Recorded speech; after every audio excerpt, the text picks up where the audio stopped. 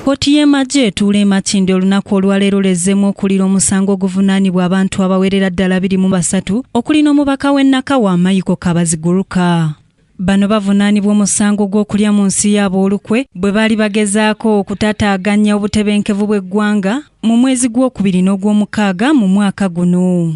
Ye omubaka Michael Kabaziguruka takubiddwako kimunye mu kkooti olw'okubeeramu n'obukosefukosefu. Honorable Kabaziguruka Michael was unable to be produced in court because he is undergoing treatment, but he is in a healthy and stable condition. Bo banne abagasimbaganye n'omulamuzi Guti Andrew Aguli Mitambo bategeezezza nga omusango gwe babavunaana bwe gutaliiyo nti bano babasibako matu ga mbuzi kubaliisango. Era tebabangako bajeemu nga kkooti eno si erina okuwulira omusango gwabwe.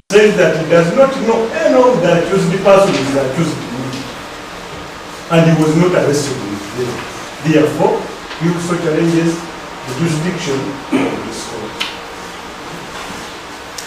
My Lord, the law allows to challenge jurisdiction, and even when a person has taken a plea, can still challenge jurisdiction.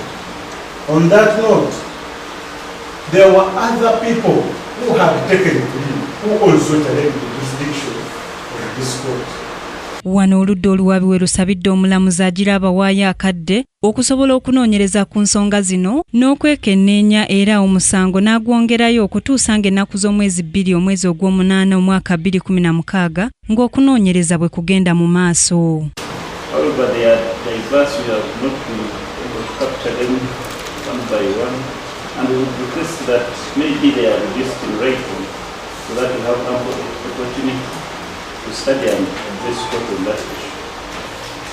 Kabaziguruka avunaanibwa ne banne abalala okuli Andrew Ogia, Richard Odama, Godfrey Idro wamu n'abalala nga kigambibwa nti bano mu mwezi ogwokubiri mu biseera by'okulonda bagenda mu bitundu by'eggwanga eby'enjawulo omuli Kampala, Wakiso ne Luweero nga bataataaganya obutebenkevu mu bitundu bino.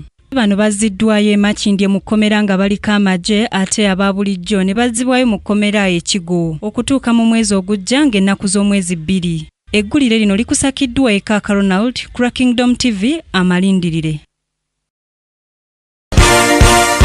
This is Kingdom TV.